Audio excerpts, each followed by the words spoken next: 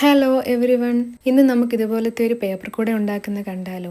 അതിനായിട്ട് ഒരു കഷ്ണം പേപ്പർ എടുത്ത് ഇതുപോലെ മടക്കുക. എന്നിട്ട് അതിൻ്റെ ഒരടിച്ച് ഇതുപോലെ ട്രയാങ്കിൾ ഷേപ്പിൽ മടക്കി കൊടുക്കുക.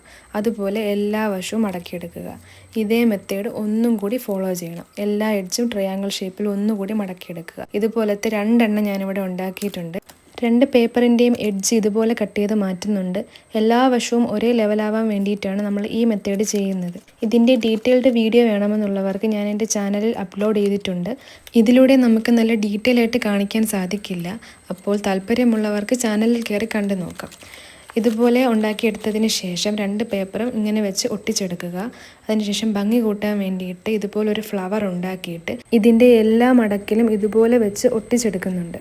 തുടർന്ന് ഇതിൻ്റെ മുകളും താഴെയും ഇതുപോലെ കട്ട് ചെയ്ത് ഒരു പേപ്പർ സ്ട്രോ പോലെ മടക്കി ഇതിനുള്ളിലോട്ട് ഇൻസേർട്ട് ചെയ്ത് ഒട്ടിച്ചെടുക്കുന്നുണ്ട്.